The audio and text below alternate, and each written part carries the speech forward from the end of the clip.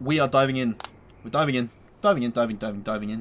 to something I hadn't really planned on doing, but I'm super excited about. As a note, there's one card we've not seen. I'm sure I know what it is, but I haven't. On this thing, we haven't seen it. It might have just been added because this is beta stuff, so it's definitely subject to change. They might have added a new card in. Pineapple head, thanks, man. We're just going to dive right into the cards. So yeah, this is the Defect. Those of you on YouTube, you're probably watching this in a separate video from the Ironclad one, because I think I'm planning on cutting them up into 2 separate ones. Anyway, let's dive right into it and try and get it done before 9, which is my food supposed to arrive. We've necked our coffee, we're ready to go. So, base deck for the Defect contains 4 cards, 4 types of card. Defect, Dual Cast, Strike, and Zap, and I'm going to sort of cover them all at one go. Did I say Defend? Or did I say Deflect or something? Defend, Strike, whatever. So, in terms of speedruns, from my understanding, I'm going to actually, before I even dive into just general card reviews, I'm going to sort of cycle into what I've found out so far. The stuff I think is worth picking up for speedruns. In terms of the premium, because everyone knows it with Ironclad, and I went through it when I went through it, but I just want to sort of reevaluate what I think are I'd say the 2 best ways of speedrunning, and the one that is, I think, by far the most effective. So the two builds that I find for speedrunning don't involve orbs at all. The first build will probably come as no surprise if you've seen any of the videos, and if you haven't, you can check them out. Are the builds with the big hitters, so Sunder and Hyper Beam. Right, this one hits all enemies, and this can effectively cost 0 if you kill something with it. Those factors combined, like having an AoE that does 32 damage to all enemies, you lose focus. No one needs focus when everyone's dead, right? It's a super effective technique. And Sunder, if you pick it up early, you can kill practically not every enemy, but you can kill a lot of enemies with this. If you have a way to apply vulnerable somehow, you get a trip in the store. I think I'll have to look through the cards, and when we go through them, we'll see if there are any vulnerable appliers. Oh, there is. The card you want to take with it is Beam Cell. Beam Cell is also very good. It's the equivalent. It's the Defect equivalent of the Silence card called. I don't know its name. I'm going to find it. Silence card called Neutralize. It's the equivalent. It's the same scaling. 3 damage 1 week, 4 damage 2 week, except it's with vulnerable. It is about the only way you can reliably apply vulnerable as the Defect, and it's worth picking up. This is a really good card because it doesn't interfere with these high cost cards that you're picking up. If you have 3 energy, you can play that. You can play Sunder. Upgraded Sunder is hitting them for 48. That can kill a lot of things, especially because they've taken 4 damage from the beam as well. So you can have a Trip. Trip's good too. Trip is useful. Trip is a very good neutral card. We will cover the neutral cards as well, because obviously everyone can access them, and there's not much I need to say about them, to be honest. But the 2 best builds, that's the first one, the sort of the big AoE, kill everything, apply vulnerable, and have some fun with it. Very traditional build, and obviously works well with Snecko, as it turns out, when this is reduced down to an average of 1.5, as is this, because 0, 1, 2, and 3 are the options you can have. I don't know if there's a specific weighting of what they're likely to get, but you also draw through more cards as well. When you have Snecko, you draw two more cards every turn, so you're more likely to hit your Hyper Beam and your Sunder. And Sunder is always a positive thing with Snecko, and Hyper Beam is rarely worse. It'll often be even or whatever, but rarely worse, because the only worse it could be is 3, and you're still gonna fucking play it. It becomes a really good build. Echo Form works with it as well. It's the Necro style thing, right? You want the thing that just bursts people. There you go. You play your Hyper Beam twice. They take 64 damage. Everyone takes it. You play your Sunder.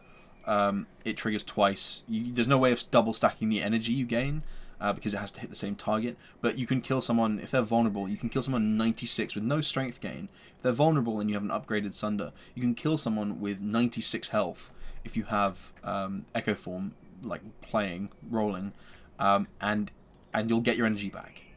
That's insane. That's insane.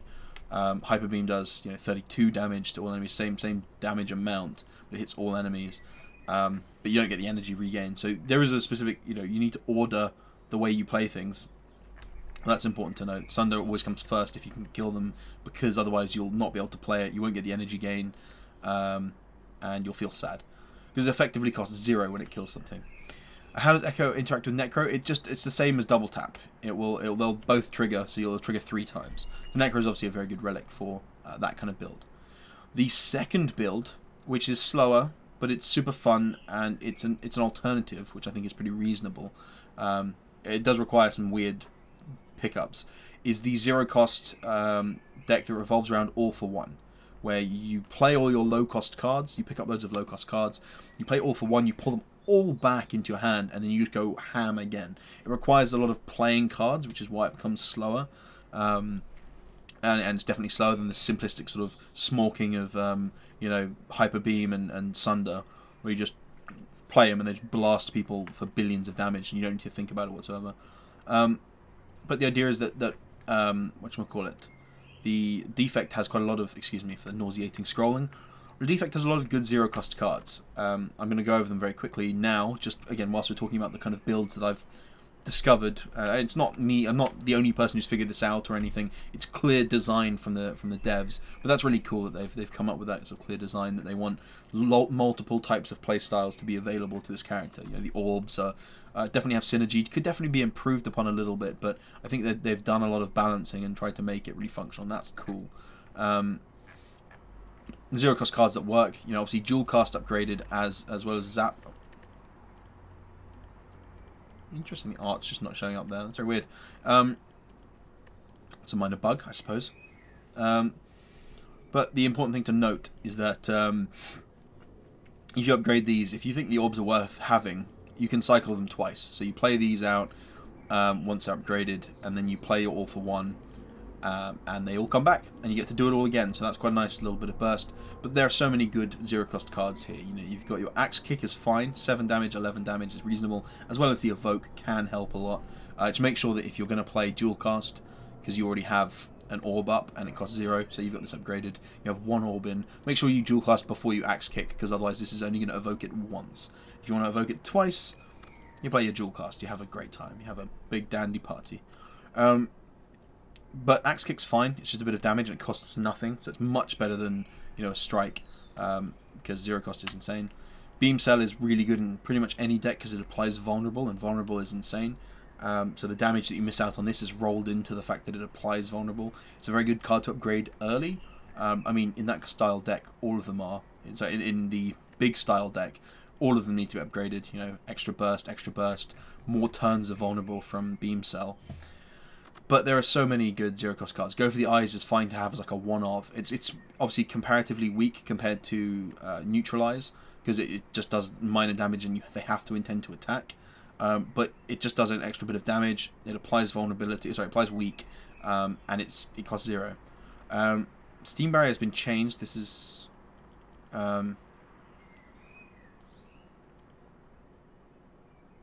it's really bad. What the fuck? Sorry, this is a terrible card. I've only just because they've been changing around the Steam Barrier stuff. This is awful. Am I wrong? It just blocks for 7, then 6, then 5, then 4. It's 0 cost. Okay, it is 0 cost. So yeah, I wasn't really thinking about that. Oh, I mean that's pretty bad. I think that's a pretty bad card. But it's not a card you would take, even though it costs 0. You don't take every 0 cost card. That's important to note. You take the ones that matter. So, you've got Beam Cell, you can take as many of those as you like. Axe Kick, you probably can take a couple. I'd probably be a bit wary of taking too many of them, but they're not bad. They're not bad at all. You upgrade these, they're 0 cost. You Go for the Eyes, you take 1 of them. That's great, it's just extra burst. It's slow, but it's not bad. Oh, it's Steam Barrier, or what? Streamline, you pick this, right? You upgrade it, you play it once, you cycle back your stuff, you play it again, and then even though it cost 1 when you played it, it will pull back into your hand when you play All for One. This is a slow build. I'm not debating that I think this is as fast. It takes time. Turbo is not really worth picking up. And then yeah, the real one that you want to go for is Claw. You get Claw and you get multiple copies of Claw, and you play them, and then you pull them back and you play them again. Obviously, you can see how quickly that would ramp up. It does 3, then 6, then 9, then 12, all in one turn for 0. If you can pull them back with All for One. The other really important card I would say is FTL. Apart from the fact that I just love the fact that it's called FTL, Faster Than Light, which is, you know, a fantastic game. If you haven't played it, go play it.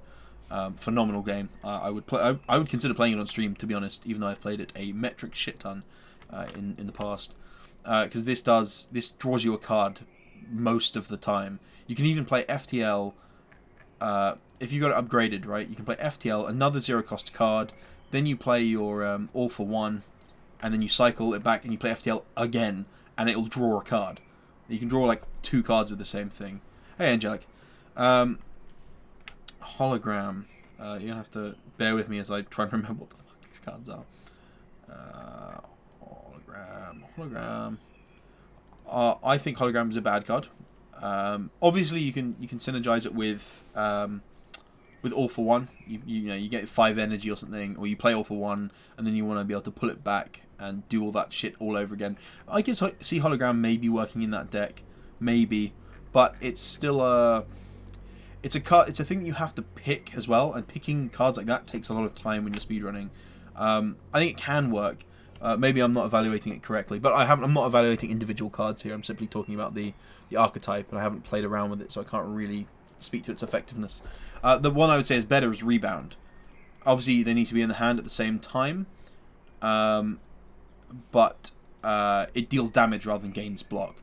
And if you have that plus, let's say you have a hand, you draw 5 cards, and you get 3 0-cost cards, you get Rebound, and you get All for One. You play your 3 0-cost cards, you then go Rebound, All for One, it bounces that to the top of your deck, and, I mean, honestly, you can probably cycle back to it, and if you had 5 energy, you could play it twice in one turn. I would say, I would rate, it's Streamline, which one's Streamline? Oh yeah, I suppose, you can bounce back Streamline, sure, but, like, to get it cheaper, faster, I can understand that. But you're still looking at needing 4 energy to do that, because you need to play Streamline, costs 2, Hologram, costs 3, bounce it back, Streamline costs 1, then play it again. But yeah, sure, you can definitely play around with it, but it seems really slow, exactly. It seems really slow, and it's the fact that it gains 3 block. That card, it costs 1, gains 3 block. To me, that just strikes me as bad. Just it's not very functional. But I get the effect is very powerful. You get to sort of tutor something back into your hand, which for All for One or Hyper Beam or Sunder is really good. Maybe you're right. I think that you're better off using Rebound most of the time, because it also deals damage. It also just punches things, and you get to do it next turn. And next turn you're gonna have more energy. So it's a tough one for sure. I can see the merit behind it, but I'll evaluate it when I come to it. Anyway, the point is, this alternative deck is the 0-cost one, where you play loads of 0-cost cards. You could even look at Overclock potentially as a way to use it to draw more cards for 0, then play back and get it again and cycle again. No, I understand the concept, Noyo. I understand the concept of what you're suggesting. I just don't think. I think it's quite clunky, because you need 5 energy to do that. You need 5 energy to do that, which is not common.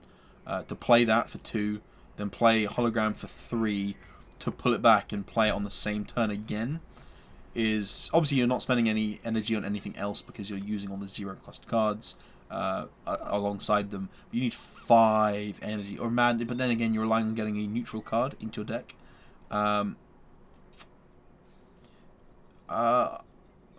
What was multicast? Evoke your orbs. Yeah, but what does that achieve? What's the damage one-shot tool with that? I actually don't know. This is my question. What's the damage one-shot tool when you play when you gain shit tons of energy? Like, how do you kill them quickly? Channel X lightning and just go mental? Just like a pew, pew, pew, pew. I can understand it. Yeah, I can get behind that. But it's slow. The evoking times take forever. It's particularly slow. Oh, and Scrape can fit as well. Scrape can fit pretty well within the deck because it deals damage. It draws 3 or 4 cards, and it keeps all the 0-cost ones. Yes, you'll occasionally throw away your All for One, and that's why it's dangerous. I'm not saying it's necessarily very good, but it's deal an okay amount of damage for the energy cost, and it draws 4 cards and pulls loads of stuff through to your deck. Yeah, but that's, again, you're talking about rolling a combo that's quite slow going, I imagine, to just use multicast. You multicast loads, and then you still need to evoke them, and you have no energy to do so. I don't know. Maybe I'm Yeah, I get it, but you're also relying on needing to do this. You need multicast, a rare card. You need what the fuck is it? Double energy, probably like 3 of these. You need some way to reduce the cost of some of them to make it ramp faster, and you need to have drawn them all on the same turn. Yeah, I think those tools are way too slow. I don't think any sort of orb strategy would work. And if it does work, it would still be inferior to Hyper Beam and Sunder for sure. And Sunder comes up pretty regularly. Hyper Beam doesn't, but I've not even been playing with an optimized save. I've been playing with random bosses with full unlocks and everything. So if I was to play with an optimized save where you've got nothing unlocked or only things that you need unlocked, because I think Hyper Beam is an unlock, and you had the specific right bosses, and you played with all the other characters having no relics unlocked because they do unlock additional relics for you, then I could totally see it being more viable. Oh yeah, I'm not going to forget the potions, but we haven't even started discussing these yet, other than generally speaking about them. Anyway, we're gonna dive back. We're gonna dive into it.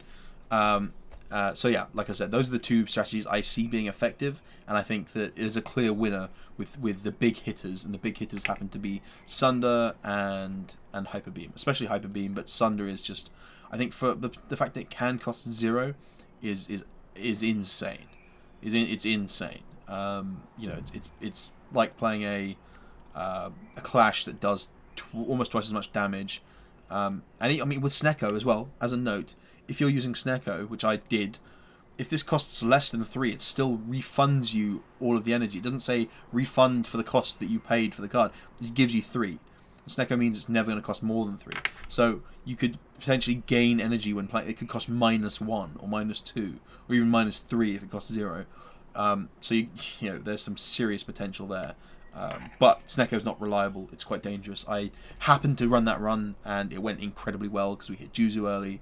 We got a Sunder, we got the Hyper Beam, and it went off, right? It went off. Anyway, let's focus on the cards. You start with these 4 cards. Defend, 4.9. Dual Cast, Strike, and Zap. So Strike is, again, about 4. It's bad, but it does damage, so it's not terrible, but it does low amounts of damage. Dual Cast, Evoking Orbs. I mean, if you're going for some sort of orb strat, this is the thing, I've not played around. This is why evaluating these cards might be a bit difficult. I'm not looking at this from the perspective of an orb strat being viable at all. However, early turns, you need to rely a little bit on Zap and Dual Cast to push out that extra damage. Because, you know, for you play Zap, it does 3 damage 1 turn. Next turn you play Dual Cast, it does 16 damage for you. That's a decent chunk of damage for 2 cards over 2 turns. It's alright. But orbs are way too slow for speedrunning, I think, in general. So there's going to be a lot of cards that I look at, say, these orbs are slow, they're not worth picking, don't pick them, the end. That being said, you have to start with these 2 cards. Their effectiveness depends entirely on how soon you pick up Hyper Beam. If you're going for a pure strat, and I am going to analyze this more in like a pure strat of best possible run, I think. I will try and put a bit of extra context in it, but, you know, it's kind of hard to do. But you have to have these 2 in your deck, so I do need to evaluate their effectiveness. Effectively, Dual Cast is the better one, but you need Zap to make it work, right? Or start with your starter Relic, which is oftentimes not what's going to happen, because you only start with your starter Relic if you go for Neows, or a random common, which you shouldn't really do. So basically, Neows means that this is slightly more effective. Zap and Dual Cast, they're whatever, really. You actually want to upgrade Zap sooner, because you can't play Dual Cast on its own, whereas you can always play Zap. So Zap's like a 3, because it's quite slow, but with Dual Cast there, they both give each other like mediocre status, so that's cool. But yeah, Strike and Defend or Strike and Defend, that's how it is. Alright, let's go full screen. Well, this full screen. Card on the screen. Axe Kick, 7 damage or 11 damage and evoke your next orb, but it costs 0. It's probably the highest damage 0 cost card that has no condition to it. You know, there's no negative effect. It's a positive effect, and it costs 0, and it evokes your orb, which you almost always want to do. I can't think of many circumstances where you don't want to evoke your orb. It's okay, it's 0 cost damage, yeah. It's got no downside, really, unless you really don't want to evoke your orb, in which case, why did you pick this? So in terms of just early damage, it's a good card. It's a good card. It's a 2. It also fits that strategy of the 0 cost cards. It works well in that because it's just a high damage card. But in terms of the big hit strat, again, it's quite binary. It's like, is this card Sunder or Hyper Beam or Finger Beam, Beam Cell? That's the one. If it's one of those, yes, you pick it. If it's not, no, practically. Yeah, you probably don't want to evoke the energy orbs, but that depends entirely on what your situation is. Like, maybe you do want to evoke it. Either way, it's not a strat that works, but the axe kick for 0 cost 11 damage is reasonable. So it's a 2.5. Ball lightning, 7 to 11 damage, same amount of damage, and it channels a lightning. It's okay. So it's upgraded. It's reasonable damage for the cost. It also puts a lightning orb there, which is going to ping enemies occasionally, which might help. But for speedrunning, I don't really see it having a place very often. It's not big enough. It's not a big enough hit to be like, wow, okay, that's our finisher. That's our, like, you know, the 2 cost cards of the Ironclad, the heavy blade, or the perfected strike that you pick up really early to help you through those early fights. This isn't good enough for that. 11 damage only kills like 20-30% of that's probably more like 30-40% of the grubs. Are they grubs? What are they called? Louses. The louses that you fight, the things that have between about 10 and 17 health, this only kills like 25-30% of them. Otherwise they armor up and then they're impossible to kill. Meanwhile, you look at like a bigger hitter, Streamline, that's going to kill almost all of them. 16 and 17 are quite unlikely numbers for them to have. So yeah, it's just not good enough. Put like a 3.5. It's pretty mediocre. It does do some positive things, but not that positive. Barrage. Deal 4 or 6 damage for each channeled orb. If it's upgraded, obviously 6. You're not evoking orbs when you're trying to speedrun. This is bad.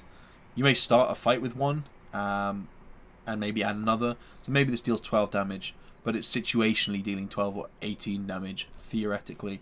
Way too situational, in my opinion. And it deals it all in one go. I believe it doesn't do tick, tick, tick. So it's generally marginally worse than if it did tick, tick, tick.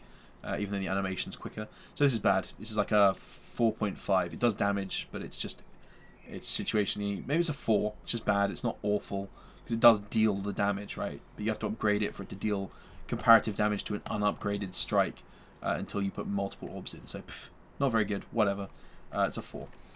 Beam Cell. This is I would describe it as a 1 or a 1.5 maybe. Because any way to apply Vulnerable is generally good. The Defect does not have another way to apply Vulnerable, I don't think. We'll see if we go through the cards. But I don't think they have another normal class-built way to apply Vulnerable. So being able to do so, if this is the only card, it makes it really good. You know, is this better than Thunderclap? Is this better than Trip? It's hard. It costs 0. That's nice, especially when you're playing with high-cost cards. That's a real positive, that it can just sort of ping enemies with a bit of damage, apply the vulnerable, you hyper beam them, they die, or you sunder them, they die, you gain your energy back because they were vulnerable. That's fantastic. So it's a you want like 1 or 2 of these in your deck. Definitely not more than 2, maybe not even 2, maybe just the 1. But it's good enough that you should pick it in any style deck. If you're going for a 0 cost deck, obviously it's really good. If you're going for Darkness used to apply vulnerable and upgraded, interesting. Oh yeah, they did, didn't it? Yeah. But now it doesn't. So this is the only way to stack vulnerable. But it costs 0, so that's a big positive. Anyway, moving on. It's a very good card. Put it in most of your decks. Capacitor. We're not doing orbs. It costs energy. It doesn't kill things. No. This is a 5 for speedrunning, unfortunately, because orb strats don't seem to be viable. If someone can prove to me that orb strats are viable, obviously this review, or if things change and orb strats become more viable, this entirely changes. But I don't think it's fair to say that orb will be useful. I don't think it ever will be good enough for speedrunning. But this is talking whilst the thing's in the beta, so it's still in beta mode. There are changes that can be made. This unknown card here, could have just been added, and I just haven't seen it yet. I don't know what card that is, but I'll search on the thing. I'll search once I've gone through everything else. We'll see if it's a card that they've just added in the beta or not. Anyway, Capacitor 5. Never pick it when you're speedrunning. Just never pick it. Cold Snap. Deals 6 to 9 damage and Channel of Frost. It deals damage, so it can't be terrible. but it channels Frost. It's the damage ratio isn't very good. You know, compare it to Axe Kick, which deals more damage for 0 and potentially evokes for more damage. This channel's a defensive thing. It's not very good. It's a 4. Like, it's like picking. It basically says deal strikes damage and add some shit that you don't really care about. This tertiary armor gain, no one cares. Like, literally no one cares. So it's a 4. It is better than Strike, obviously, because it does something positive. But it's such a minor positive, and you have to add it to your deck. Like, if you could choose to start without Defend or whatever, you would do so, right? You start with no Defense in your deck. That would be amazing, but you can't. So, yeah, it's a 4. Cool-headed. Channel 1 Frost, draw 1 card. It draws a card, so it can't be awful, but it channels a Frost, which we don't care about. The upgraded version, excuse me, draws 2 cards. It draws cards, it can't be, like I said, it can't be awful, but it does no damage, and it costs energy to draw the cards. Electrodynamics makes lightning hit every enemy. When upgraded, if there's any one enemy, lightning will strike twice. Interesting. I'll have to... I still don't think that's going to be good for speedrunning, but that's a cool card. It makes entire sense. So yeah, cool-headed, costs an energy. Yeah, it costs energy to draw cards. That's as good as drawing cards is. The fact that it costs energy to do so means you're unable to do as much with your turn because you did this. So yeah, this is a 4.5 maybe.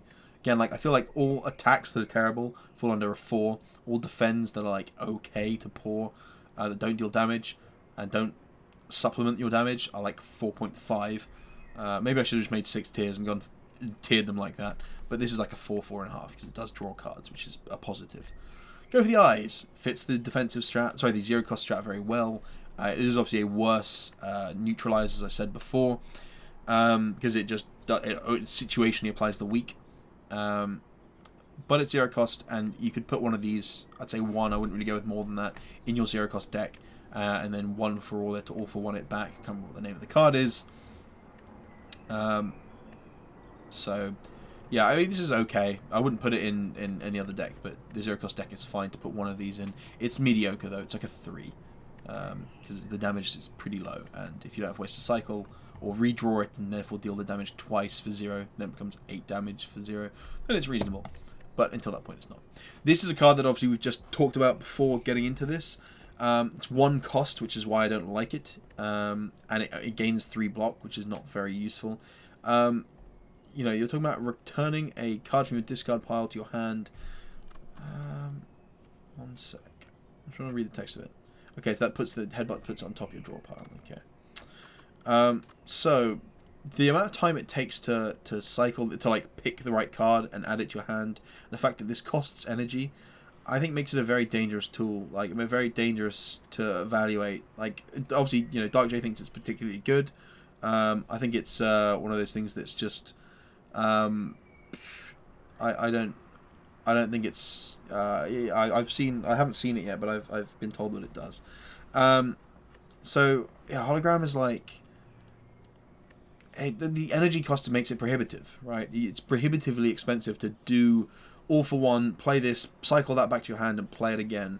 And I think Rebound, which we're about to talk about soon, is going to be... oh yeah, if it was 0 cost, it would be really OP, sure. But that's my point. It's not 0 cost, it's not really OP, therefore it doesn't match Whirlwind, it doesn't match Hyper Beam, it just doesn't match it. So... yeah, I just don't know. I don't think it's very good. It's not awful because it has that potential to do that shit. But it is. Where did I place it? It's like a 3.5 to 4. I really don't like it. Yeah, no, agreed. I understand that. But I mean, I just don't think it's. I don't think it's viable. But that's just me. Maybe I'm wrong. I'm not saying I'm right with everything here. You know. I haven't tried it, so I don't really know how effective it could be. But I just don't like a card that does nothing, and you need to have the thing in your discard pile for it to be effective. If you don't, then this card does nothing, or it pulls back a card that you don't really want. I guess you could FTL, hologram FTL, if you need to draw. That would be cool, I guess. But I just don't see it being good enough. Maybe I'm wrong. Leap. Gain 12 block for 1. It's a block card. It is better than it's better than a defend because it gains more block, but it is worse than any other card practically. So it's a 4.8, just above defend's 4.9 status. Yeah, never pick this, but get rid of it after you get rid of your defense. Rebound. I think Rebound is the better version of Hologram. I could be wrong, because you need to have it in your hand as opposed to in your discard pile. Your discard pile can get bigger than your hand, but then I don't know. I just think Rebound, because you're more likely to have enough energy to play the card next turn. Rebound to me is more effective, and it deals damage. What should we call it? Yeah, no, I understand the concept, but I understand the concept of doing it on a later turn, but then why not just use Hyper Beam Rebound next turn Hyper Beam? That's my logic, is that Rebound is also dealing 11 damage for you on top of the fact that you're doing exactly the same thing. Because you're talking about doing it on a later turn. That's exactly what Rebound does, but it deals damage. I think that's one pretty... honestly, that's the way I'm viewing it. I get what this does, but it's quite situationally effective. And I think situational cards don't make the cut when you're looking at like top tier things. It's a situational play. I don't know. Again, like I said, prove me wrong. Prove me wrong. Take it, like, destroy the time. The time can be easily whittled down to like with the right draws and the right pickups and the right setups. With a boss lined up, specific bosses sorted out and minimal unlocks, you could easily get this down to sub 6. Easily. This character has like potential to do so. Anyway, I think Rebound is much better. I think it is a better version of Hologram, and as such, I would peg this as like a 2, maybe a 1.5. Maybe not quite 1.5, but I think the idea of bouncing it back to the top of your deck, ending your turn, and just playing it. Is just more effective, and taking the time to have to specifically search through your discard pile, find the card, click it, and go back, that's just more time you're eating up, whereas Rebound does it for you. So when you're speedrunning and trying to minimize the amount of time you're wasting, or like, you know, not actively doing something, Rebound seems to be more effective to me. Even so, I don't peg it as a crucial thing. Just make the deck small enough, and then it doesn't matter. You put your Sunders and Hyper Beams in, and boom, you're destroying things anyway. And you're drawing them all anyway. Skim. Draw 3 or 4 cards, depending on if or not it's upgraded. It's card draw, but it costs energy, right? I would rather have Offering or Battle Trance or something, which costs 0, so there's no negative impact to have played it. This eats your energy, it's a dangerous play, but 4 cards is a lot of cards. I'd peg this as like a 3.5. I think it's subpar, but it's weird. Yeah, this is like a tier system. Tier 1 is top tier. 5 tier is dumpster tier. It's just the way I'm doing it. It's the way I did it previously for the relics. Yeah, it's the. One second. I think my food's here. Oh, I'm excited. It'll be up here in a minute, no doubt. Or I might pop down and go grab it. But Skims, I'll get to the end of I'll get to the end of these, and then I'll go grab it and I'll eat whilst reviewing cards, as a professional streamer YouTuber would. So stack gain block equals number of cards in your discard pile plus 3, or just normal. This is rubbish. It's block gain. Don't want it. It's a 0. That's a 5. It's a rubbish card. Steam Barrier, gain 6 block. This card's block is lower by 1 this combat, or 7. It's 0 cost, but it doesn't fit the theme of a 0 cost deck, which is to just cycle loads of damage cards. This is bad. This is a 5 as well for speedrunning. There's no situation in which this is good unless it keeps you alive, and who cares? Like, you're just going to kill everything first. Streamline has a potential to be very, very good. 2 cost 20 damage is good anyway. 1 cost 20 damage is really good, and 0 cost 20 damage is insane. And the fact that you can then cycle that again with All for One fits the theme of that deck really, really, really well. And it's kind of the biggest burst you'll get from that, but obviously it requires the setup. So there's that. I think it's got its place. I wouldn't put it in a Hyper Beam deck, generally speaking, but I might pick it up early anyway, because I think it's just a good card. In terms of that, like rating, put this as like a 1.5 to 2. Obviously depends on the deck you're running, but it's just a good card, in my opinion. I think just punching things for a lot of damage for lower and lower, like successively lower cost is just really, really good. And in a small enough deck, you keep redrawing this. It's like a better Clash, and a Clash is a reasonably good card for bursting things. So yeah, 1.52. Not crucial, but has its place in most decks just because of the inherent nature of just hitting things for damage. Sweeping Beam does 6 or 9 damage to all enemies, depending on if it's upgraded, and it draws a card. I think Sweeping Beam's pretty good. It does less damage than the Ironclad's equivalent, but it draws a card. So Cleave does 8 to 11 damage. Recent upgrade. This does 6 to 9 damage, but it draws a card and replaces itself. So drawing a card's pretty good. This obviously doesn't. It's a supplementary card because it draws and deals a bit of AOE damage to something like Hyper Beam. But it's reasonable. I would consider picking one of these up. Maybe not more than one. But give me a sec. Yeah.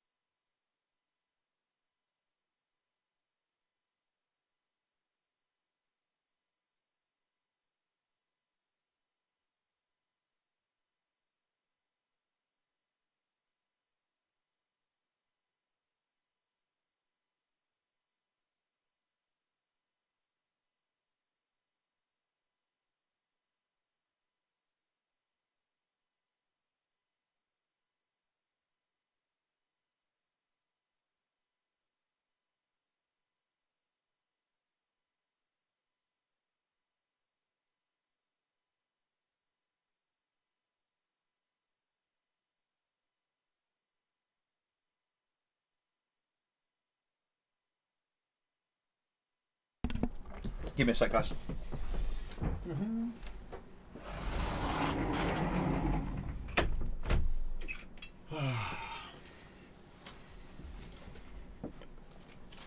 Food is here. Boy.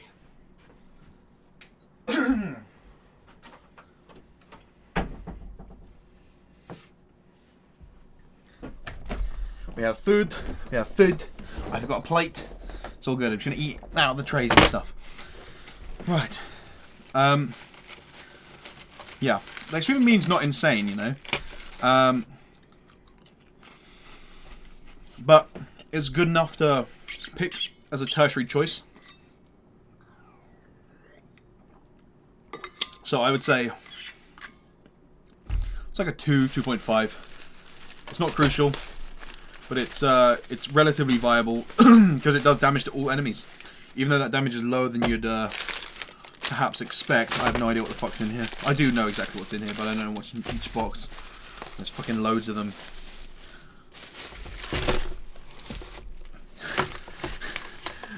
Didn't think about the weighting of this place, this thing. Oh god, this is gonna be so messy without a fucking plate. Anyway, Sweeping Beam, like I said, this is something I would give a 2 to 2.5. It's a very good choice. Worth picking. These are sweet and sour pork balls, I think. Sweet and sour something balls. Very disgusting, very tasty. Dip them in dark orange sauce. Almost red in colour. Fucking tasty.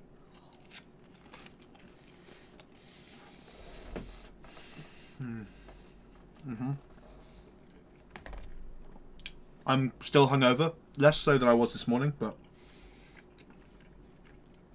holy fuck. Holy fuck, that's tasty. Right. Okay.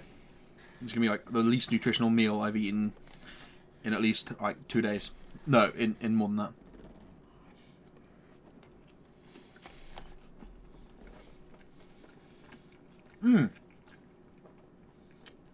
Yeah, my apologies. For some reason, my scoring system's not on the screen. I don't know why.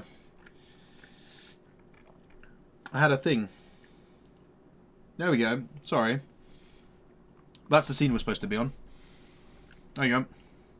I know there's quite a jump between what you consider great tier and mediocre.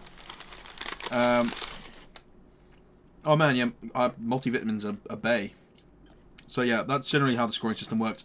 It's more binary than you'd... Sorry, it's more like direct than you'd expect. But apologies, thank you for pointing that out. I'd forgotten that, well, I thought that was on screen, so...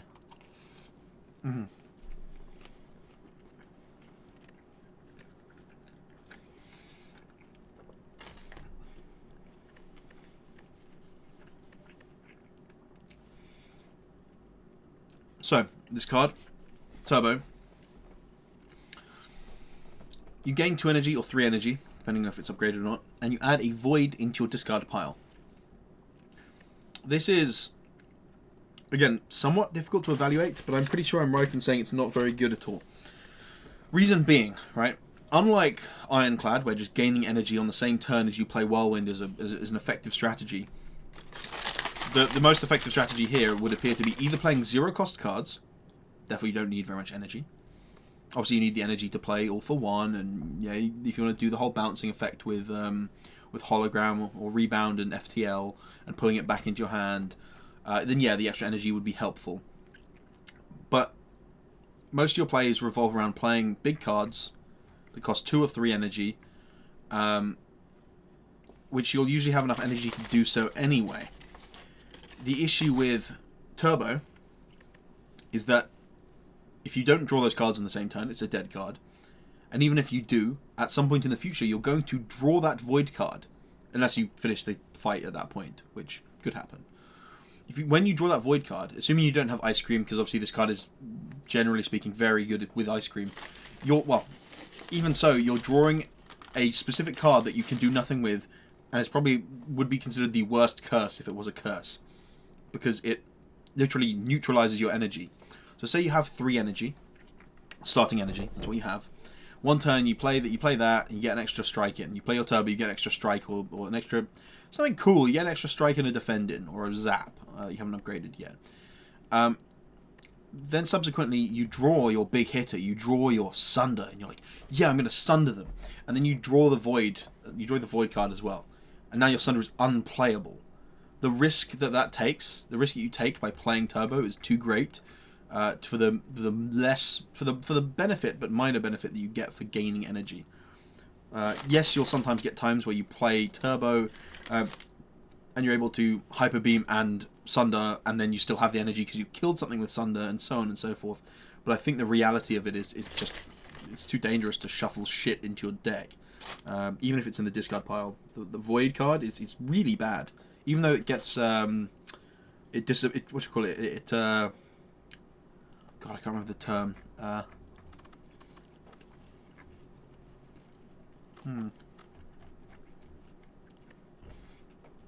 Even though it has ethereal.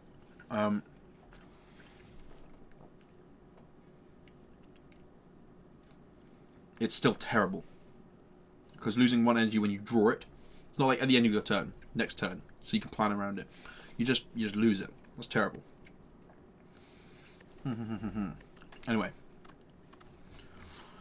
let's get back to this. But there's still another one. Excuse me. Something stuck in my teeth, that's all. So, we have aggregate. This is dumpster tier. I'm going to try and maybe speed through some of these. This is dumpster tier because you want the deck to be relatively small. Your draw pile is never going to have more than like 10 cards in it, really. You could get fortunate and have, say, 15. But if your deck's that big, something's gone wrong. Either by adding too many cards to your hand or getting too few discard events, which obviously you can't plan around. But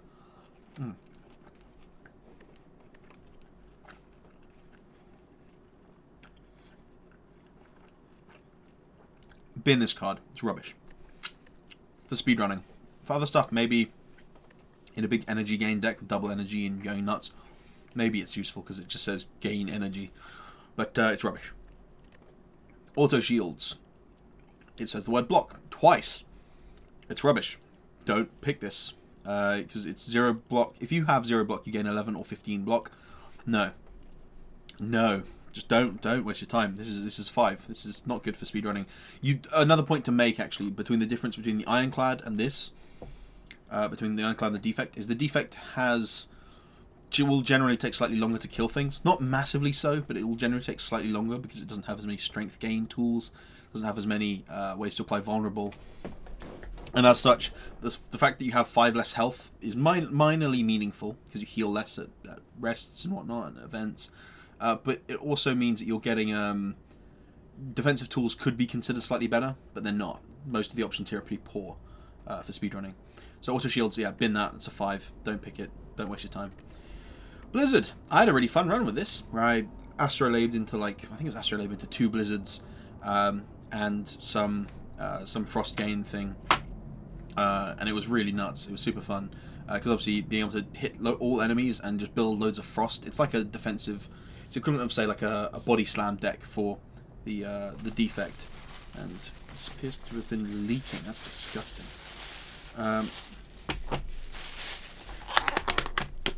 Oh, these are the ribs. Oh, I thought this was something else. Okay, cool. This is Peking sauce. Smells tangy. Smells vinegary. God, this is gonna be so messy. This is ribs, right? So this card, for speedrunning purposes, is bad. It's a super fun, cool card. I like what they've tried to do here, but I just think it's awful for speedrunning. Like, has no real purpose, right? To do, you're never gonna pick frost cards, so why try and pick this and make it work? It's a 5. Even though it deals damage AoE, it only deals it if you've done this frost channeling. If you've channeled frost shit, you've wasted your time. So it's a 5.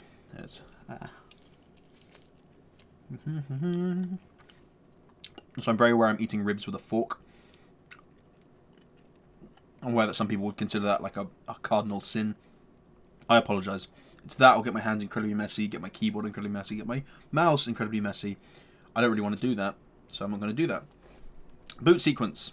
Gain 10 block, innate exhaust, or 13 innate exhaust.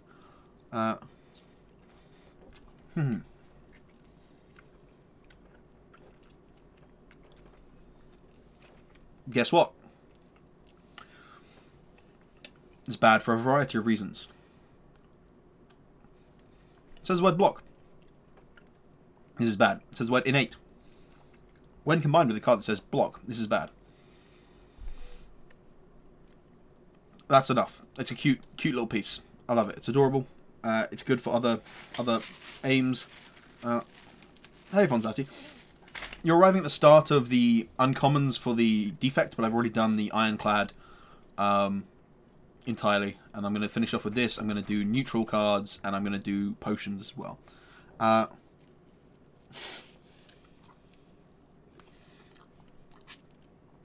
Damn, these are some really greasy ribs.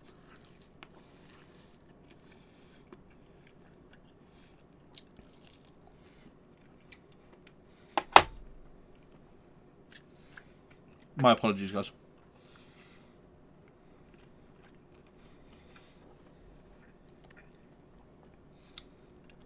It is a little bit adorable.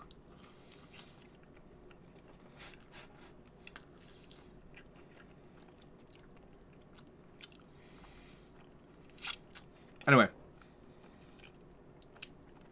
in addition to the fact that that is a generally bad thing to do, first round of combat is often the round where you'll be taking the least amount of damage, either because enemies start using skills and then will attack the next turn, or because they haven't used the skills yet and they're attacking, with some minor damage, and then they'll use their skill turn 2, and then they'll hit you for a bigger hit on turn 3 and 4 and whatnot.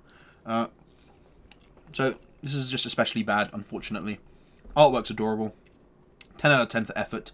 I know, best food volume coming exactly. I do feel bad for those of you watching now and on YouTube in the future.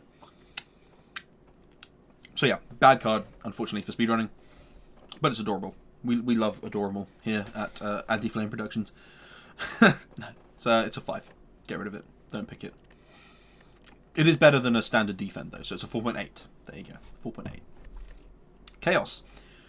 Channel 1 random orb upgraded, channels 2. Obviously, if you're going to pick this, it would be worth upgrading. You're doubling the effect. The cost stays the same. However, random orbs are not good enough. Especially when we're not going for an orb strat. Or in fact, generally speaking, going for a strat that has negative orb synergy because it reduces your focus. So yeah, this is bad, unfortunately. It's not terrible, because 2 random orbs could give you something like 2 energies or... excuse me, some useful effect. Could evoke some orbs for you, sure. But it's just too slow and too unreliable to get random orbs for the purposes of speedrunning. And therefore I give this like a 3.5 to a 4. Like I said, I don't think the effect's really bad. But there'll be times where you get 2 frost orbs and you want to cry. And I don't want to cry when I play this game. I want to have fun. Chill. Innate. Bad. Channel 1 frost. Bad. For each enemy in combat. Exhaust. I think this card's really cool outside of... oh, it's not innate when you haven't upgraded it. I think this is really cool outside of speedrunning. I think for speedrunning, this is generally quite bad. I'm going to give it like a 4.5. Because again, it gives you armor. And if it's an 8, it gives you armor straight away and consistently. Like an orichalcum. Or orichalcum. However you want to pronounce it.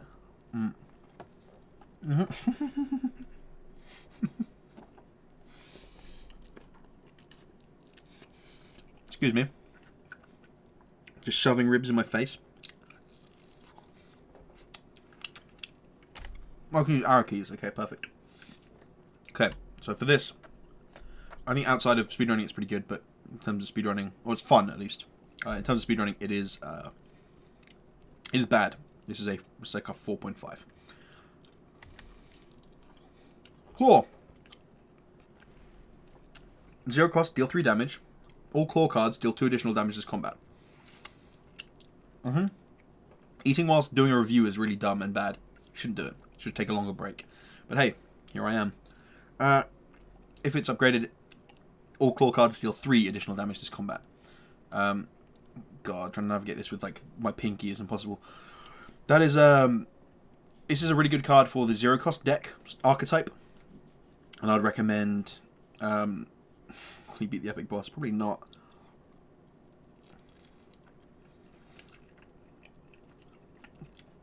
Meaty ribs. I'll put it god tier. Pretty tasty. Anyway. Let's focus. 0 cost deck, this is like the bread and butter alongside FTL. It's very effective. You obviously pull it back to your hand, so it keeps increasing in damage, and that's fantastic. However, again, 0 cost... no, it needs recognition for that. So it's like for that deck archetype, specifically, it's like a 1.5.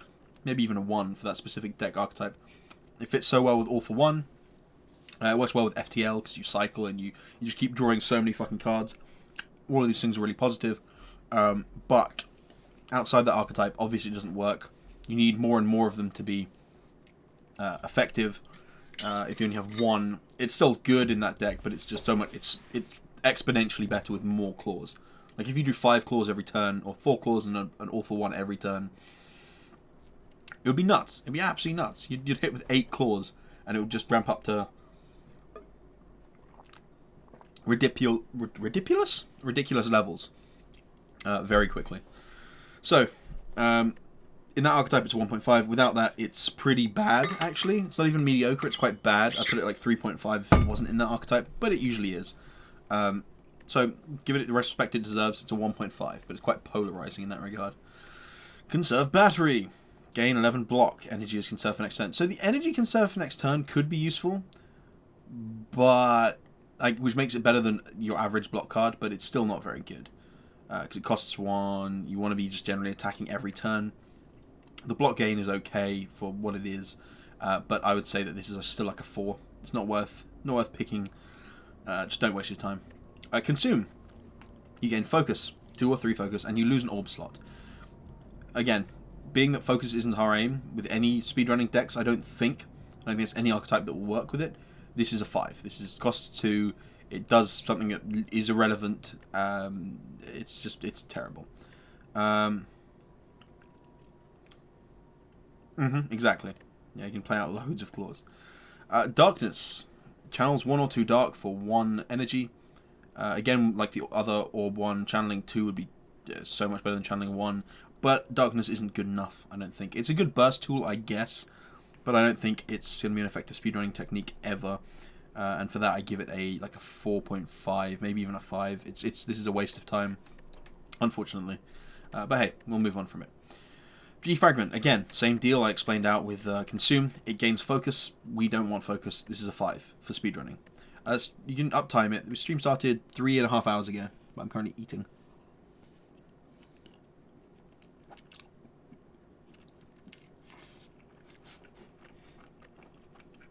Ribs are hot and fucking greasy. So defragment, yeah, 5. Don't waste your time. Doom and Gloom, a card I haven't really picked at all, despite the fact that it's actually a pretty good card. Okay, it costs 2 and it only deals 14 damage compared to, you know, Hyper Beam's 32 for the same cost.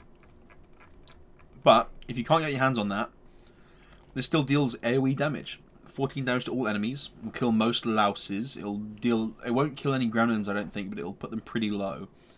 In fact, it might even kill like the lowest health possible ones. I think they get 14. And it channels the dark. You don't really care about the dark, but AoE damage is AoE damage. It's pretty reasonable.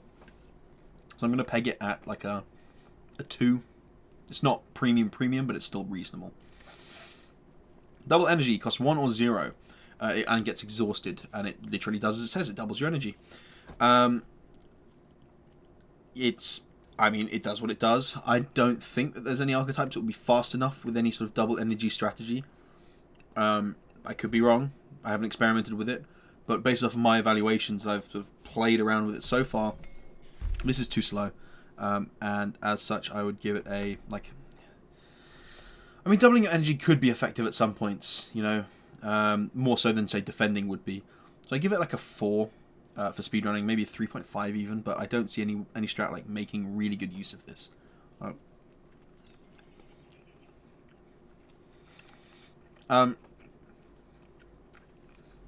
You get 1. So no, in fact, if you use this at 1 energy, you have 0. Because it spends the energy and then doubles. So you'd go from 1 energy to 0 and then try and double 0. If you go from 2 to 1 and then double, you'll be back up at 2. If you go from 3 to 2, you'll then double it to 4. So it always spends the energy first. So you'll be at 0.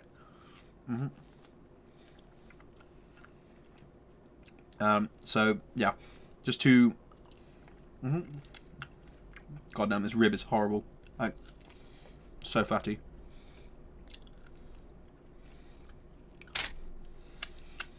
It's like a 3.5 to a 4.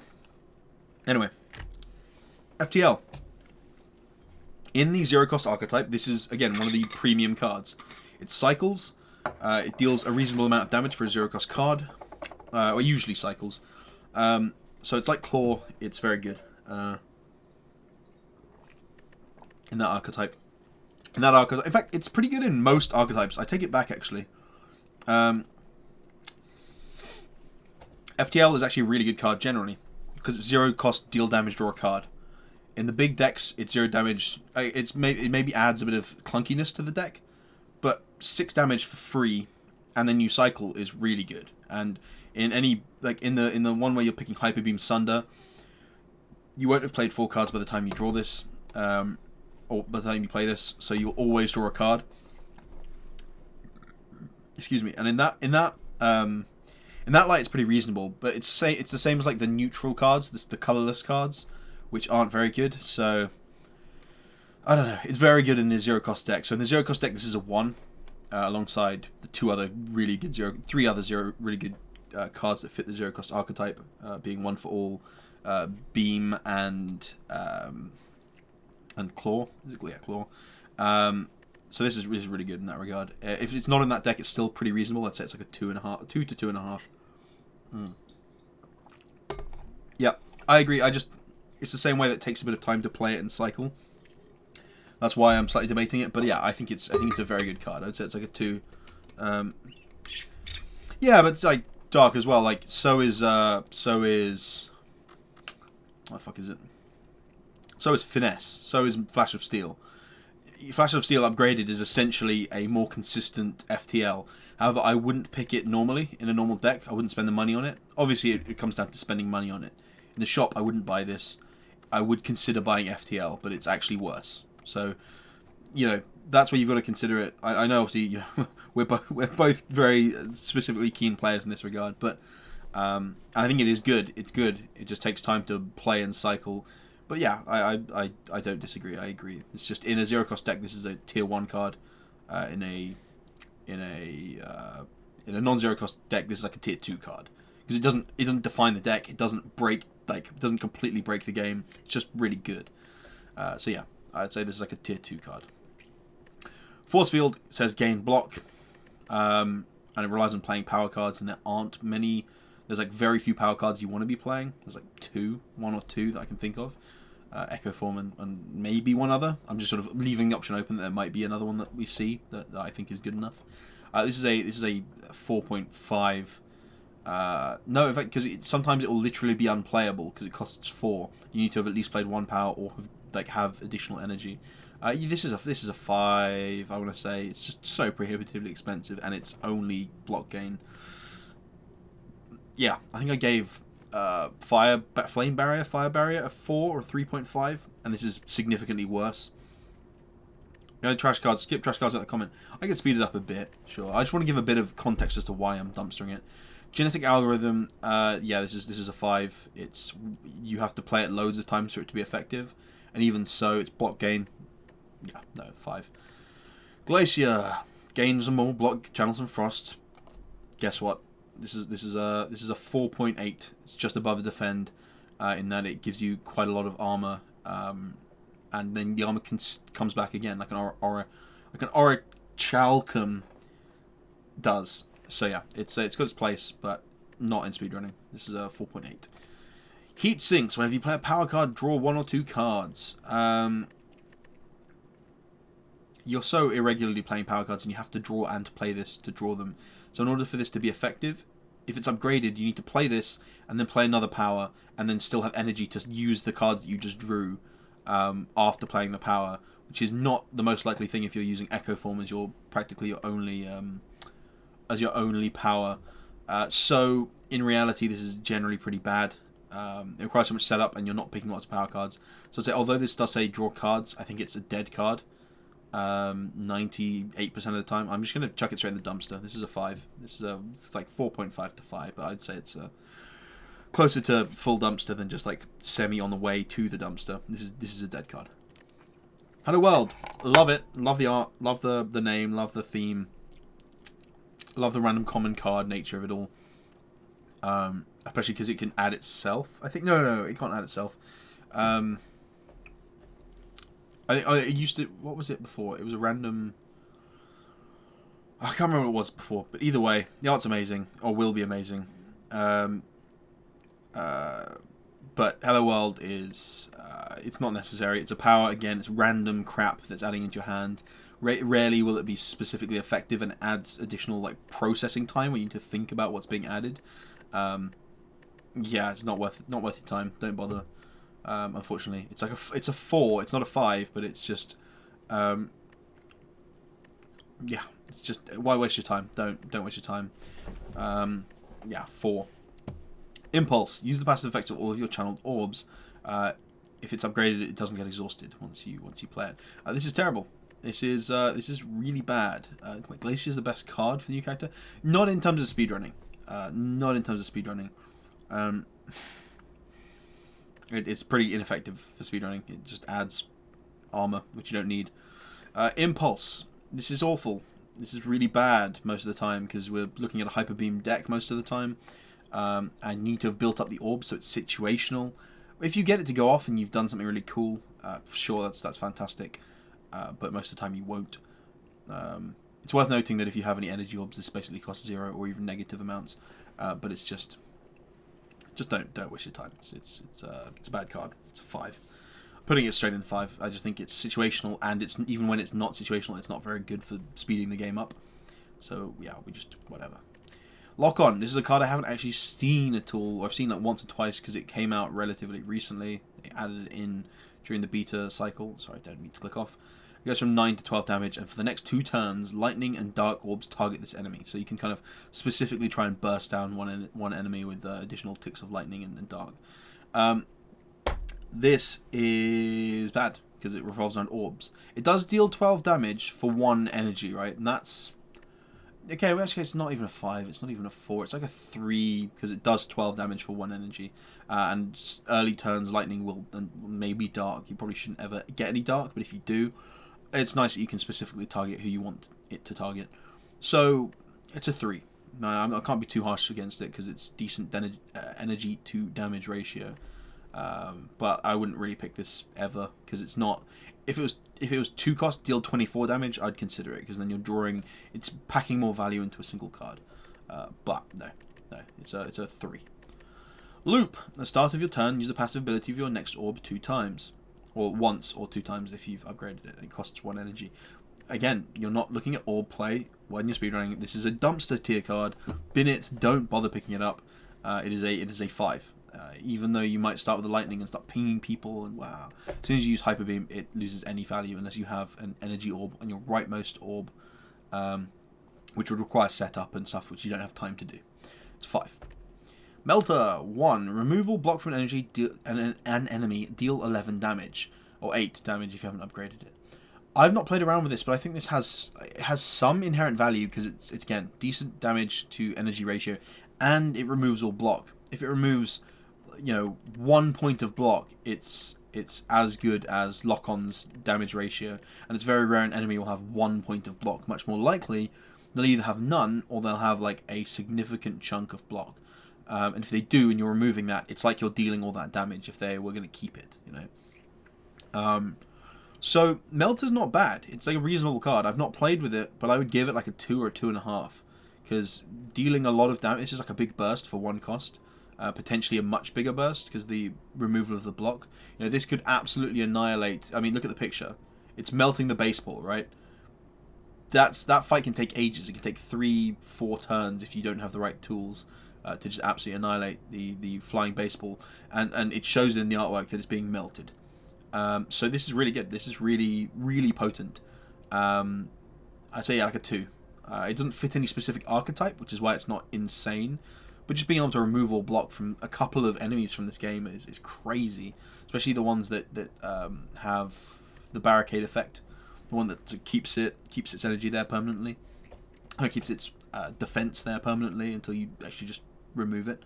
So yeah, Melter's, yeah, see, that's what I'm talking about, the baseball, that's what I'm talking about. Look at the artwork. It is the baseball that you fight, the floating red orb baseball, melting. It's cool artwork. It's very, very appropriate. They know what it would be effective against, so I like that. And several enemies do have armoring up effects, so it has its place. But I still don't know about the actual general. It doesn't fit an archetype, which is why I'm maybe not rating it higher than 2. But it's still good. Overclock. Draw 2 or 3 cards, add a burn into your discard pile. So this changed from doing something else to adding it to your discard pile. I used to add it to your draw pile, I think, or your hand. Back then, that was worse. Now it's a lot better. It's also 0 cost draw cards. This is generally a very good thing. I think the Defect takes more turns to kill enemies, even with the perfect setup than a Whirlwind setup does, and then a Grand Finale setup does, because its burst just isn't as high. So you're more than likely to run into one of these burns. If this card is upgraded, it's pretty damn good. It's a 0 cost draw. If it's not upgraded, it's still okay. But once you hit that first burn, I mean, you'd have to hit the burn twice for it to be net neutral. Well, negative because you'd have taken the damage, but you get to draw the cards on your own terms and earlier. So maybe it's better in that regard. But it's pretty good. It's card draw for 0. That's a metric you got to look at. Did it cost me any energy to draw these? No. Perfect. Bonus. If you're working with a very small deck, if you've managed to reduce the deck size down to less than 10 cards, this is very dangerous because you'll end up drawing the burn very quickly, very often. But if you've got a deck that's been reduced to that sort of size, your Hyper Beam is going to be rolling around every turn. Your Sunders will be rolling around pretty regularly, and boom. Who cares that you've got burns in the deck? But it is a potential danger in that regard. So, very good card. I'd put this like somewhere between a 1.5 and a 2.5. It's kind of, I'm banding it slightly widely. Maybe I'll just say 2, because that is between 1.5 and 2.5. So yeah, pretty good card. Draws cards for 0. Burn is negative, but you'd have to draw it several times to not be net positive. But playing it too many times is dangerous. You could play it 3 times and have 3 burns, and then kill yourself with the burns, and that would be pretty bad. Still, good card. Give it a 2. Why not? Recursion. I don't know what this card does. Oh no, I do. I just haven't seen the artwork. I think this is new artwork they've added in. New placeholder artwork. So it costs 1. Evoke your next orb, and then channel the orb that was just evoked. And 0 if it's upgraded. It costs. Rubbish, because we're not looking at orbs. But in another setup, this could be really cool. Really good to like run a dark setup where you build up a big dark, fire it off, and then you pull one back up again, or energy orbs. So you like this.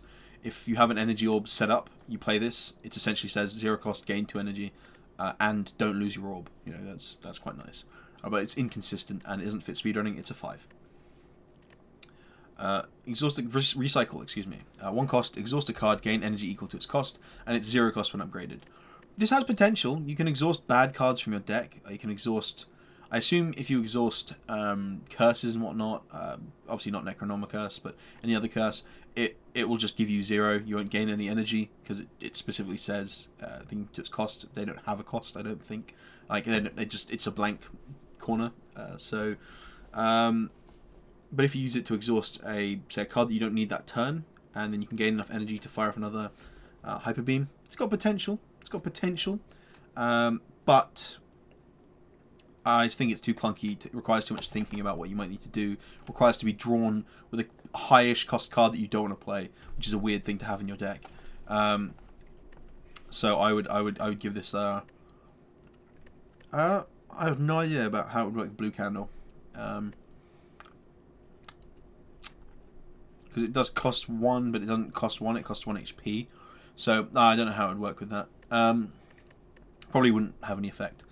So yeah, this is a very average card. It's like mediocre, like a 3. I don't think it deserves to be higher. It has potential to do crazy shit, but the potential doesn't really fit the speedrunning metric of like killing things faster, generally. So yeah, I don't see it. So give it 3. It's not a terrible card, but maybe it's even 3.5. Maybe it's heading towards bad in my mind. My mind keeps changing over things like this. But hey, whatever. Reinforced Body, gain block. No, 7. This is a 7 card. This is below worst tier ever. I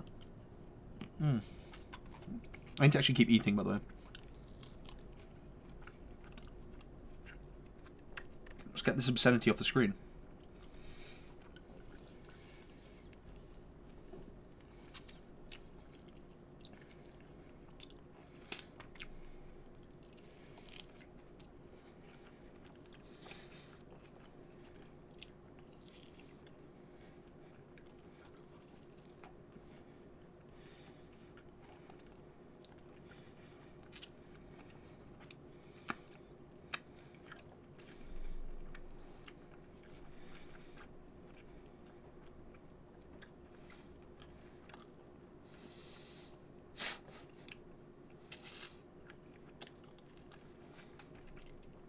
Right, let's keep going.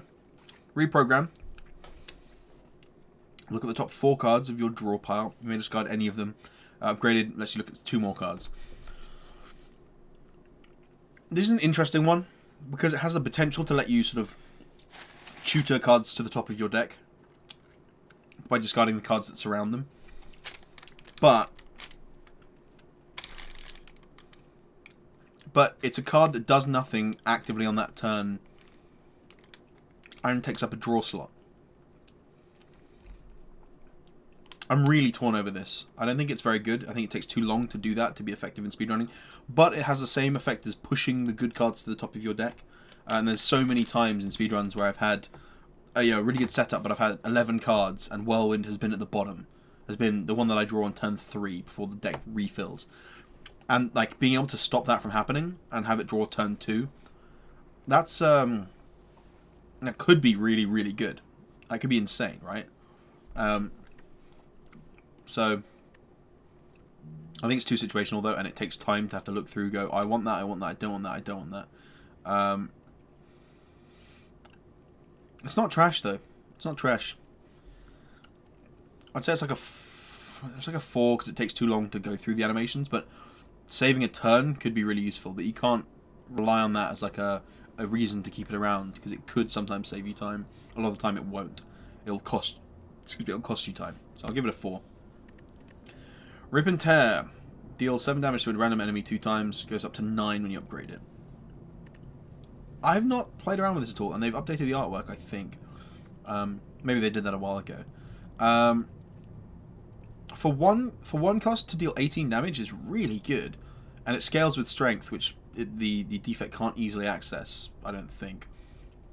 So it doesn't fit either of the archetypes, but it's one of those cards that's like okay. It's 18 damage, but split across 2 random enemies. Across random enemies, so you can't guarantee where it's going to go. So it's like Sword Boomerang with a higher base, a much higher base, but tagging half as often. It's okay. It's okay. It just doesn't fit an archetype, which is why it's never going to be a killer card. So we're going to peg this as like a 2, 2.5. Probably wouldn't buy it in the shop, but it's damage, right? Right. Moving on. Scrape. Deal 9 damage, draw 4 cards, discard all cards drawn this way that do not cost 0, and it costs 1 itself. If it's not upgraded, it only deals 7 damage and only draws 3. I think this has a lot of potential in the 0 cost deck, but the danger is, and this is an obvious danger, is that either you play, where has it gone? You play Scrape, and you draw cards, and then that causes your deck to cycle back from the discard to the draw pile, and then you try and use your all for one, and you can't use it, and that really sucks because you've played Scrape and you fucked yourself over. That being said, or you draw 3 cards or 4 cards, and one of those cards is all for one, and it gets thrown to the bottom of the deck, and you lose the ability to do what you want to do. There's a lot of risk inherent with this card. It only deals 9 damage, so it's not that great. But thanks, Z. Sorry, you guys can always stop watching, right? If you're not interested. So yeah, I think it's too risky to be really effective, but drawing 4 cards is crazy. I'm pegging this as somewhere between a 2.5 and a 3. I mean, if it works, right, it's a 1. If it works, it's a 1. If you've already drawn all for one, and you draw Scrape, and then you cycle through your deck and get your 0 cost and play them, and then you cycle back again and you get your all for one cards back, it's nuts. It's absolutely batshit. But we can't guarantee that's going to happen. So best case, it's the best card in the deck alongside all for one. Worst case, it screws you over and you die because of it. It's a 5. So pegging it right in the middle, it's a 2.5 to a 3. So I'm discussing stuff. I'm analyzing. You don't need to sit here. I'm sorry, Oren. Like, if you're gonna complain, you can just not be here. You know, you don't have to watch for 4 hours, man. I'm analyzing the cards in depth. I want to give an in-depth analysis. I wouldn't be doing my duty, you know. So yeah, I'm just I don't want to be pushy or whatever. I'm just telling you how it is. I want to analyze the cards. I'm not here to rush through them. I need to give a good enough description, you know. Okay, thanks, man. The vote of confidence that this is better than study. All right. Anyway, yeah, I think it's a 2.5 to 3. It's kind of very swingy and unreliable, so it's a bit dangerous. Self-repair. At the end of combat, heal 10 HP or 7 HP. It's slow. It's healing. It's bad. It's like playing block. Therefore, it is generally quite bad. It's a 4.5 because it's better. Its health is better than block, and it's better than a defend, which is a 4.9. So 4.5, and it gets out of the deck once you play it. It's a 4.5. Static Discharge. Whenever you take damage, channel 1 lightning or 2 lightning, depending on whether or not it's upgraded. Has the potential to be insane, but we're not doing an orb strat, so it's a 5. Storm. Innate. When you it's either whenever you play a power, channel 1 lightning, or when you upgrade it, it's innate. Obviously fits a power deck very well. We're not playing a power deck. We're not playing an orb deck. This is a 5. Sunder. We come from a land down Sunder. 3 energy, deal 24 damage. If it kills the enemy, gain 3 energy. If it's upgraded, it deals 32 damage. This is one of the key components of the fastest defect deck. This card alongside Hyper Beam. Being able to deal 32 damage for effectively 0 cost, or if you have Snecko as I did, sometimes it will literally gain you energy. That's nuts. But being realistic, when you don't have Snecko most of the time, 0 cost, deal 32 damage. It's bludgeon damage, non-upgraded bludgeon. That's how much it deals, and you get to deal it for 0. If they're vulnerable, it's 48 damage. I don't think I need to explain just how crazy that can be. So it's a 1 for sure. Even if it doesn't kill someone, it still deals 32 damage, and that's good enough to me. So yeah, and if it does, you can play that into Hyper Beam and just murk everything. Yeah, it's a 1. Tempest. Tempest is X lightning, X plus 1 lightning. Sorry, Germa.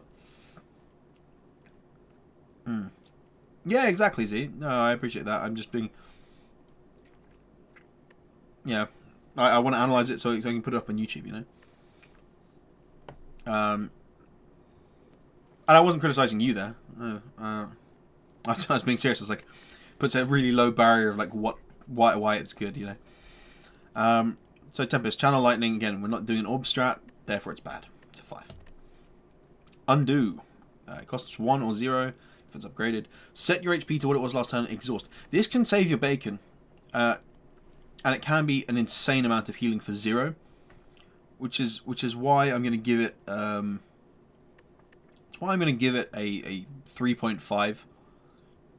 Because although it's effectively like a block card, it costs nothing, and it can heal you for like 50, or like even more than that if you're against the champ, and the champ, excuse me, if the champ batters you for a shit ton of damage and you're on death's door and you're not going to survive, you play this and you reset it, and that's why it's very situational. That's its issue, but it's effective. When it goes off, it's effective. So it's a 3.5 to like, because you know there are issues with dealing enough damage before you die, but it's basically it's a boss card essentially. So yeah, it has its potential to be much better than other defensive cards, and it heals HP rather than giving block, which isn't permanent. So yeah, 3.5. But a perfect deck wouldn't use it because it would kill the enemies before this even matters. Anyway, that's that. White Noise, final uncommon card. 1 cost, add a random power to your hand, it costs 0 this turn, exhaust. Becomes 0 if you upgrade it. I mean, powers can be effective, but there's so few that are useful for these builds. It's a 4 because it's a random effect, and you're fishing between all of these powers. This character has a lot of powers. It's got power-based gameplay, and from what I can remember, let's just look through the powers quickly. Bad,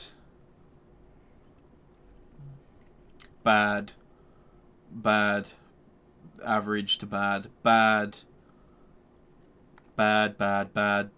well, like average to poor, bad, pretty much bad, kind of bad, really good, but you know, and average, like not bad, but this one I need to see exactly what it says. So there's like 2 that you'd be happy with, and it costs 1 or 0 to play anyway, and there's like 10 that you don't want. So yeah, it's a 4. It's a 4.5. It's really awful. Yeah, but it doesn't give demon form across. It can't give demon form, you know. Yeah, echo form. Yeah, that's what you mean. Okay, all for 1. Start of the rare cards. There's not many left. It's got more rare cards than the Ironclad. I think it does. Anyway, interesting. All for 1. 2 cost. Deal 12 damage, but all cost 0 cards from your discard pile into your hand. Upgraded, deal 16 damage. Not necessary to upgrade this, really, as good as it is for the deck. This is the archetypal definer, the archetype definer for the 0 cost deck. Therefore, it's a 1. It defines a deck. It's super powerful when it does do cool shit. It's not the best archetype, but it is a really good archetype, so I rate it. And therefore, yeah, it's really good. Not much else needs to be said, really, because we've gone through all the 0 cost cards. I talked about the style of decks at the beginning of this. So yeah, it's a 1 because of what it does. It doesn't fit the other deck. It doesn't fit any other deck. But as soon as you get it, you know you can just start chucking 0-cost cards willy-nilly across your deck, and you'll have a good time. You'll have a fun deck that's enjoyable to play with. Amplify. This turn, your next power is played twice, or this turn, your next 2 powers are played twice if you upgrade it for 1 energy. Obviously, if you're playing a power deck, this is good. We're not playing a power deck. I'm not actually sure how this works with Echo Form. So if you want Amplify Echo Form, I don't know if that means it triggers 3 times. I don't think it does, but because it just specifically says it's played twice, not it's played an additional time. Because an additional time would make sense. It would be very clear, but I don't know how it works. If it does work, it would be cool. But I don't think it does. And even if it did, it would be very situational to draw both of these. And then once you play this, it becomes a dead card, right? It becomes a dead card that you're constantly drawing. Whereas obviously this would go away. So I don't think it works, but if it does work, it would be cool. But it still wouldn't be a great setup. So Echo Form is powerful enough on its own. Then you want to be drawing the big cards. So, the first and second card you play twice. That's cool. So you could Hyper Beam, and you get 2 double taps kind of thing. That's cool. But I still don't think it would be an effective strategy, if I'm honest. So, although it's not criminally bad, we're playing so few powers that it is like 99% of the time this is a 5. When you do have Echo Form, and you have the energy to play that and a Sunder or two Hyper Beams in 1 turn. It becomes like a 2 at that point, but in reality it's like a 4. It's so infrequently. It happens so infrequently. So yeah, bin it. I wouldn't pick it. Bias Ignition 5. It's about focus gain. We're not playing orbs, so bin it. That's a 5. Buffer. Prevent the next time you lose HP. If you upgrade it, it's next 2 times. Really bad against enemies that attack multiple times, but has the potential to save your ass. I think it's prohibitively expensive, and I prefer the sort of the return effect of the undo, even though it's more like situational. You can't prepare an undo, whereas you can prepare a buffer. But I think it's pretty bad for an offensive style deck. I'd give it like a 4, 4.5, because it's got its uses, and you'll survive a little bit. But no, I think he's correct. I think he's correct. Its first 2 cards you play would play twice. Yeah, 4. Creative AI. 3 cost. At start of each turn, add a random power card to your hand. I think I went through this. This is really dangerous and bad because most of the powers suck, and it costs 3, so you're doing practically nothing with that turn. That is a 4.5 for speedrunning thing. There aren't enough powers to be useful. So we're binning it. Echo Form. This is a 1 or a 1.5 because it needs Hyper Beam to function. It needs Sunder to function. It needs one of those at least. Obviously, if you have a Snecko run and you can pick Meteor, that can get really messy with Snecko. So we'll get into that in a moment. But Echo Form, the first card you play each turn is played twice. It costs 3, and it's ethereal if you don't upgrade it, which means that you have to play it the turn you draw it, or you don't get it. So Echo Form, yeah, it's fantastic. First card you play, you can do whatever you want. What's upgraded? Creative AI? It becomes 2 cost, but I still think the powers are just not worth having. Thanks for reminding me. I forgot about that. It drops in cost by 1. Echo Form upgraded just isn't ethereal, so that means you can wait to play it if you need. Fission. Did I give that a rating? Yeah, I did. It's 1. Fission, 2 cost. Evoke all your orbs. Gain an orb slot for each orb evoked. It becomes 1 cost. This is a 5. We're not playing orbs. We don't care that we can evoke all our orbs or gain orb slots. Bye. That's 5. Fusion costs 2 and channels of plasma. Upgrade costs 1 and channels of plasma. I mean, it's like it's upgraded. It's net neutral turn 1, but then you start like actually gaining additional energy. This is the 1 orb that could be useful. I see there could be some merit in it, but you still have to draw this, and you're going to keep drawing this, and you don't want to keep drawing this. If this exhausted itself, if this got exhausted after you used it, so you just could do it once, and then it was no longer drawn, I would rate it more high than I'm going to here, and I'm going to give it like a 3. Yeah, 3. I think that's fair. If it exhausted, I'd give it like a 2, but like a power, right? No, Fusion's not that bad. It's just not very good. Anyway, I think that's enough of an explanation for it. It gains energy, and that can be super useful for playing multiple Hyper Beams or Hyper Beam Sunder on the same turn. but it still eats up a card draw, and that's really dangerous. So that's why I'm giving it like a 3. Hyper Beam. This is a tier 0. This is a tier 1. This is the top card that you can get for speedrunning this character. 2 cost, deal 25 or 32 damage to all enemies, lose 3 focus. Focus means nothing to us as we're not doing orbs. 32 damage to all enemies is the best damage ratio you'll get for an AoE by a significant margin. And you don't care about the loss of focus. So yeah, you get this, you get Echo Form, you blast enemies, they're vulnerable, they get hit for 96 damage when you play this on the start of a turn. You have Sunders to synergize with it, just finish things off. Yeah, it's a nutso card. It's AoE damage, I don't think I need to say more than that. It's the best card for speedrunning. Machine Learning. Draw 1 additional card at the start of each turn for 1 cost. Upgrading it makes it an 8. So it eats up an additional draw there, but then you, when you play it, subsequently it will then replace itself after 1 turn, and beyond that it will be effective. I think this is okay, but again, it eats up the actual draw, the turn you draw it, and that's bad. But being able to play it straight away is good. It costs an energy, unlike there's an Ironclad one which makes you lose HP, but is otherwise this. I've probably gone past it already, haven't I? The Brutality. Here we go. Brutality is the Ironclad's equivalent. It draws 1 additional card. This is actually slower animation wise, and it makes you lose an HP, but it costs 0 when you play it. It's hard to say which one's better in a speedrunning environment.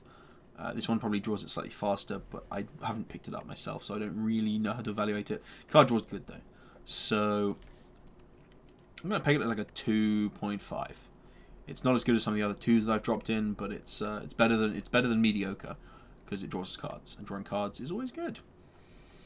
Meteor Strike, 5 cost, deal 24 damage, channel 3 plasma, or deal 30 damage and channel 3 plasma. If you have Snecko, this is really good because it can cost as little as 0 and give you 3 plasma, and then you're laughing for the rest of the run or the rest of the fight because you'll always be able to play what you get because you have a billion plasma. The damage is okay as well, but this is so difficult to play most of the time. It's so difficult to play that it's not worth picking up most of the time. So without Snecko, I would give this a very low rating of 5 because you can't play it, Jesus Christ, most of the time.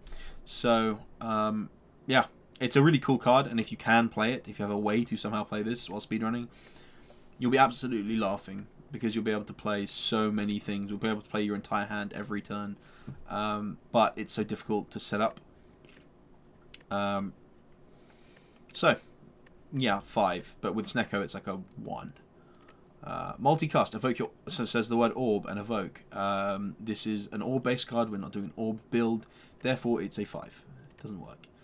Nova, deal 1 cost, deal damage to all enemies equal to 3 times the number of powers played this combat. When you upgrade it, it becomes 4. We're not doing a power setup, this is a 5. Most powers suck for speedrunning. It's a cool card, I love the concept of it. You know, build loads of powers and then you nuke them with multiple Novas.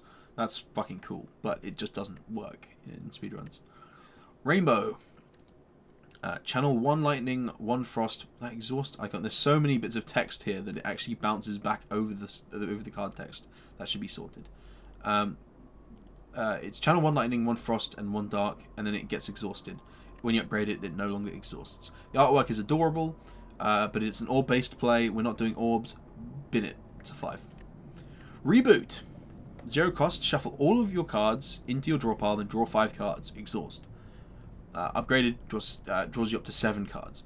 That's Reboot's really good. It does get exhausted, so it's a one-time, once per fight thing. But when you've got like a setup, say for example, you've got a deck of 10 cards. You draw 5 of them. One of those cards is Reboot. You play your Hyper Beam, for example. You play your Zap to make them vulnerable. You play Hyper Beam. And then you play Reboot, because you don't want to be playing the Strikes or Defends or the other crap that you've picked up. You cycle back round, you use the upgraded version, you draw the remaining 5 cards of your deck, it then shuffles the remaining cards that are in your discard pile, which would be 4, because it's Reboot, and then the 4 other cards you drew on that turn have gone in that pile. And then you draw 2 of them, so you could hit your Hyper Beam again. I just like the idea of being able to, at the very worst, if you draw it on turn 1 and you don't have like a bag of prep, you play this and you just draw 2 cards. Give me a sec.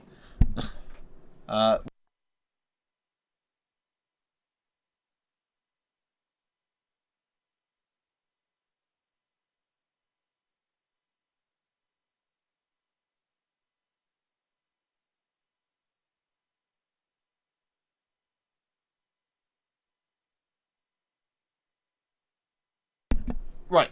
Sorry about that. Hey Seb. Yeah, just going through card reviews here. Nearly finished with the cards for the. Why is my mind blanking? The Defect. So we're nearly done with these, and then I'll be doing potions and neutral cards. Neutral cards and potions, I think, would be a better order to do it. So Reboot, yeah, pretty damn good card. Not essential, but it's like a 1.5 to a 2 because it can essentially, like I said, if you have no other cards, it just draws you 2 cards. Sorry, if you have 5 other cards and you don't want any of them, you just play this and you just essentially remove them all and just draw 2. So you get up to 7. That's really good. So it's, yeah, it's a 1.52. Seek, 0 cost. Choose 1 card from your draw pile and place it into your hand. They actually nerfed this. It was 2, then 3. And then has gone down to 1 and 2, I believe. So yeah, it becomes 2 cards when you upgrade it. This is a really good card as well because you tutor cards out that you want. But it can be. It's not as good as simply drawing cards sometimes because if you've got nothing in your draw pile, it doesn't do anything. So I think it's a very good card, like akin to Reboot in that regard. But I think it's pretty good. I would give it again 1.5 to 2. Because you can just use it to pull hyper beams when you haven't hit them. You just go, cool, okay, bam, hyper beam, sunder, done. Or vulnerable applier, hyper beam, vulnerable applier, sunder. And all of a sudden you just go off on one thanks to Seek. It just makes your draws more consistent because it helps you. It's like offering, basically, but on a much smaller scale. It does that same effect. It draws cards. And you get to, in this way, you get to pick which ones you want. So this is a 1.5 to a 2 card. It's really good, but just not essential. Because it doesn't give you the energy that offering would. Thunderstrike, 3 cost, deal 9 damage to a random enemy for each lightning channel this combat. We are not doing orbs for speedrunning. It does not work, I don't think. Therefore, this is a 5. And the final card is unknown, which I'll need to. Give me a sec. See if I can find it on the. Spire Wiki. I don't even know if it's actually on there because obviously it's a card that came out like today, I believe. What's it called again? Electromagnetism or something like that? Does anyone give me the name of the card, please?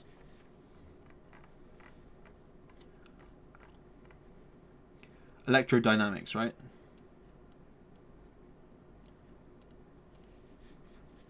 Yeah. Yeah, so it doesn't appear to be on